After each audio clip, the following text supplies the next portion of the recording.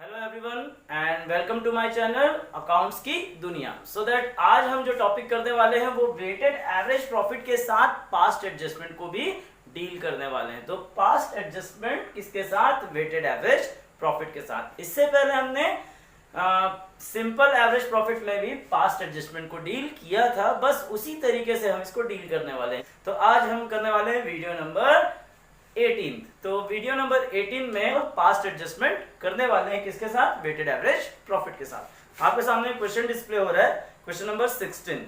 तो यहाँ पर लिखा हुआ है calculate goodwill of the firm. तो आप इसको बिल्कुल अच्छे से पढ़ लीजिए, फिर हम इस क्वेश्चन को स्टार्ट करते हैं, है ना। तो जो फर्म के प्रॉफिट हैं वो कितने कितने दिए हुए हैं? 2017 में जो प्रॉफिट हुआ 25,000, फिर 27,000, then 46,900, 53,810 इस तरीके से प्रॉफिट दिया हुआ है। अब यहाँ पर कुछ एडजस्टमेंट दिए हैं। वेट दिया हुआ 2017 को 1 वेट देना है, देन 2, देन 3 एंड देन 4।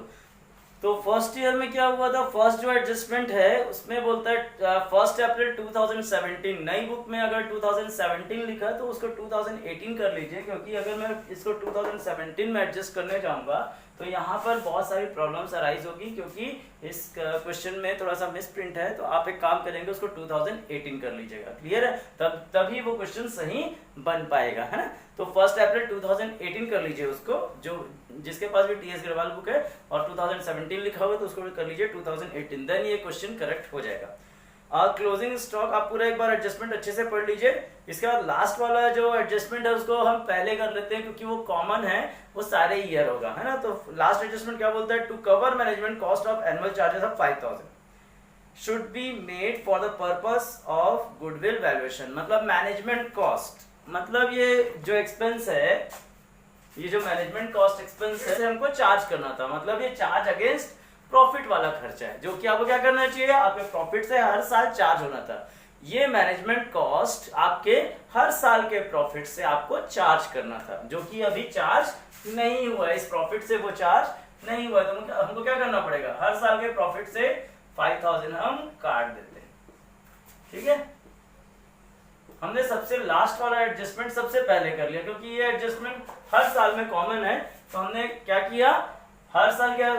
हर साल जो मैनेजमेंट कॉस्ट का खर्च काटना था वो हर साल के प्रॉफिट से काट दिया। 5,000 हर साल के क्या किया? हर साल के प्रॉफिट से 5,000 मैनेजमेंट कॉस्ट का खर्च काट दिया। ठीक है, अब जो हमारा डिफरेंस अमाउंट आएगा वो कितना आएगा?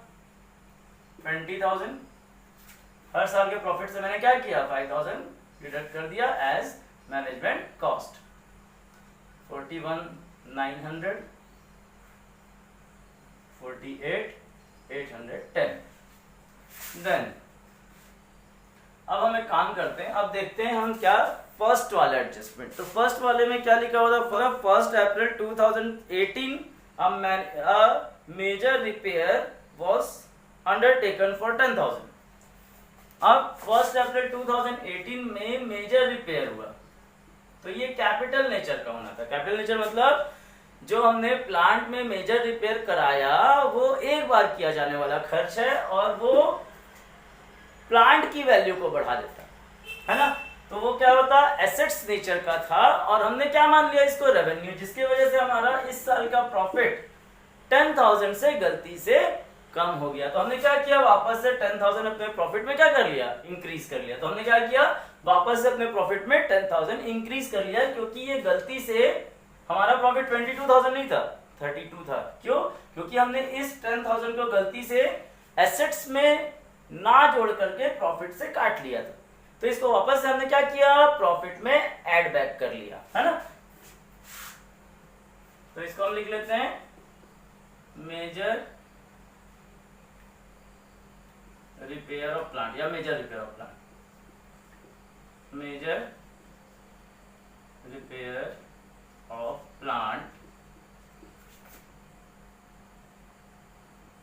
Charge as revenue.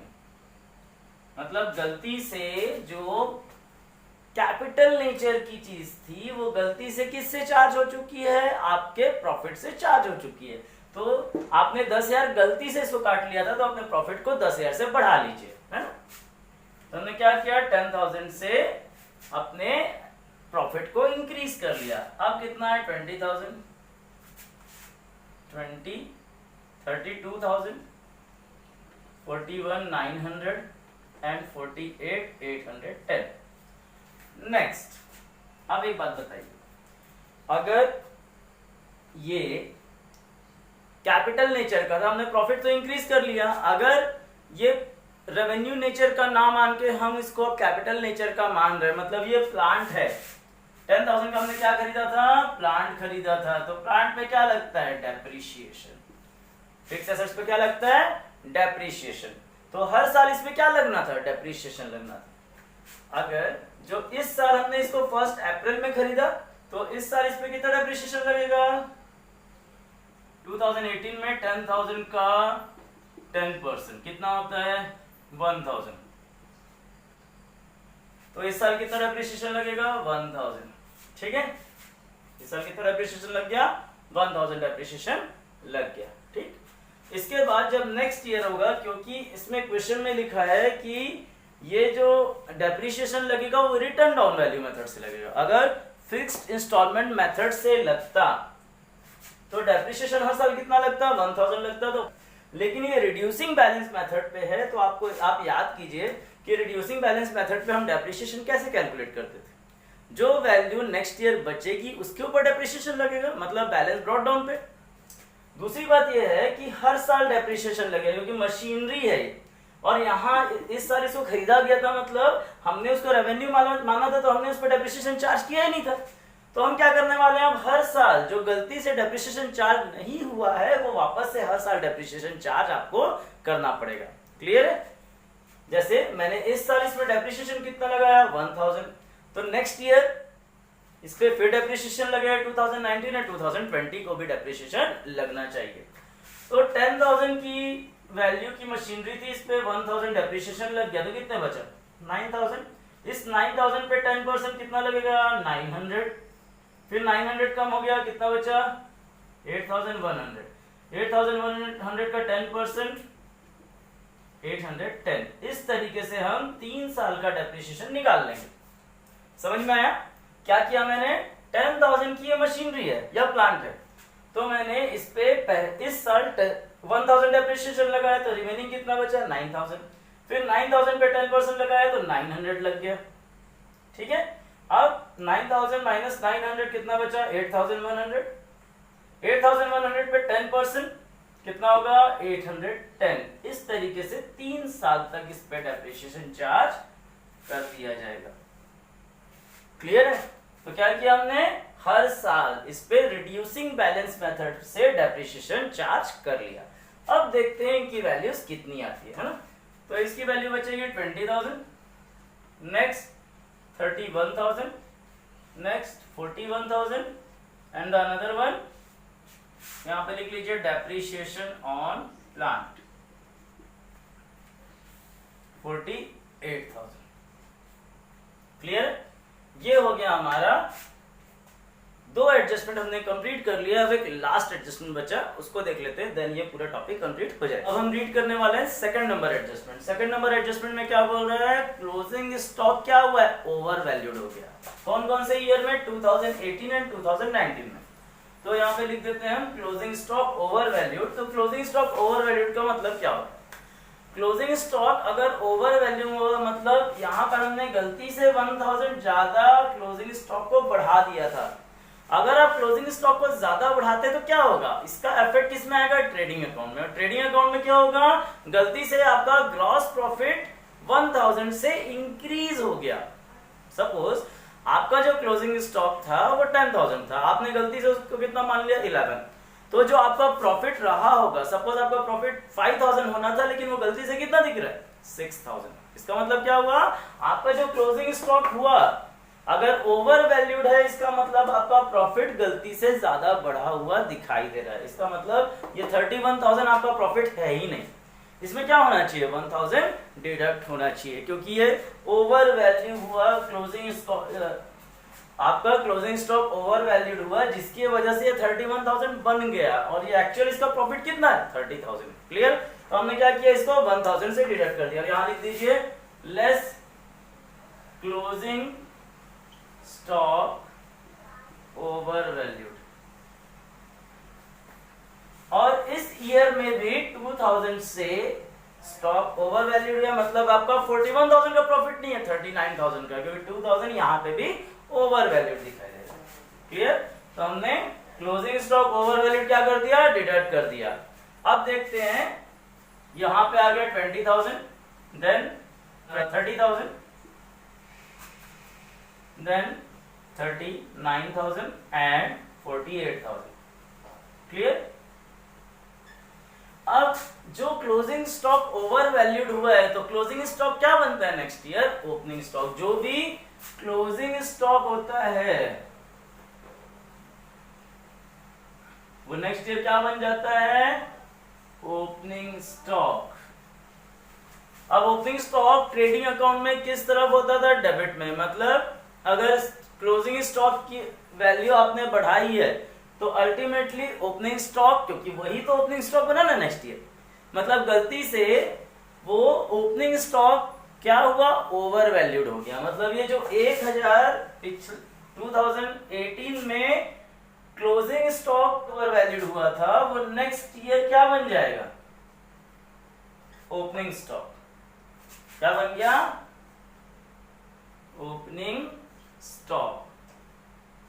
अब इसका ट्रीटमेंट जस्ट अपोजिट होगा। अगर क्लोजिंग स्टॉक ओवर वैल्यूड है तो क्या करेंगे, करंट ईयर में माइनस, और नेक्स्ट ईयर में ये ओपनिंग स्टॉक बन के क्या हो जाएगा, अगर ओवर वैल्यूड है तो क्या होगा, प्लस। मींस आपने यहां पर इसको डिडक्ट किया क्लोजिंग स्टॉक ओवर वैल्यूड, और next year opening stock over valued क्या हो गया, प्लस हो गया। मतलब गलती से 1000 रुपीज से आपने नेक्स्ट ईयर ज्यादा चार्ज कर लिया था। मतलब आपका जो 2019 का जो 39,000 प्रॉफिट दिख रहा है वो 39,000 नहीं था, वो 40,000 था। क्यों? क्योंकि आपने ये जो 1000 पिछले साल ओवर वैल्यूड किया था क्लोजिंग स्टॉक, वही ओपनिंग स्टॉक बन के पिछले साल का नेक्स्ट ईयर का प्रॉफिट क्या कर दिया, उसने कम कर दिया।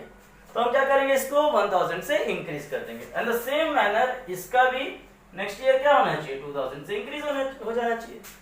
क्लियर? तो क्या करेंगे आप, जब भी इसका ट्रीटमेंट करेंगे, अगर क्लोजिंग स्टॉक ओवर वैल्यूड किसी ईयर में दिया है तो वो नेक्स्ट ईयर क्या बन जाएगा, ओपनिंग स्टॉक बन जाएगा। क्लियर है? तो क्लोजिंग स्टॉक ओवर वैल्यूड हुआ तो नेक्स्ट ईयर वो ओपनिंग स्टॉक ओवर वैल्यूड होकर के उसके नेक्स्ट ईयर को अफेक्ट करेगा।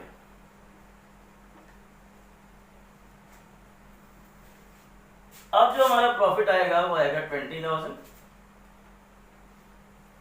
30,000, देन 40,000 एंड 50,000। तो इस तरीके से हमने पूरे एडजस्टमेंट किए और हमारा क्या आ गया, नॉर्मल प्रॉफिट आ गया। ठीक है, पास्ट एडजस्टमेंट करने के बाद। क्लियर? तो ये हमारा नॉर्मल प्रॉफिट है। अब इस पे हमको क्या करना है, वेट असाइन करना है। चलिए इसको फर्दर इंप्लीमेंट करते हुए हम गुडविल का कैलकुलेशन कर लेते हैं। तो हमने प्रॉफिट कितना कितना लिखा था, 2017 ईयर में, ईयर 2018, 2019 एंड 2020, है ना। जो प्रॉफिट था हमारा वो था 20,000, 30,000, 40,000 एंड 50,000। अब क्या करना है हमको, वेट जो क्वेश्चन में दिया है वो लिख लीजिए, 1 2 3 4, इस तरीके से वेट असाइंड है जो क्वेश्चन में दिया हुआ। अब क्या निकालना है, वेटेड प्रॉफिट। तो वेटेड प्रॉफिट का फॉर्मूला वापस से इंप्लीमेंट कर दीजिए, दोनों को मल्टीप्लाई कीजिए, कितना आ जाएगा, 20,000, 60,000, 1,20,000 एंड 2 लाख। इस तरीके से टोटल जो प्रॉफिट आएगा, टोटल वेटेड प्रॉफिट वो हो जाएगा 4 लाख, और टोटल जो वेट होगा वो आप ऐड कर लीजिए तो हो जाएगा 10। अब एवरेज प्रॉफिट निकाल सकते हैं, वेटेड एवरेज प्रॉफिट।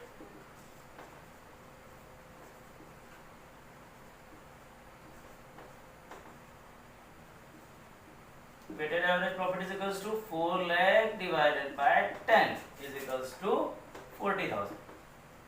ठीक, तो अब क्या निकालना है? गुडविल। तो गुडविल का फॉर्मूला क्या है?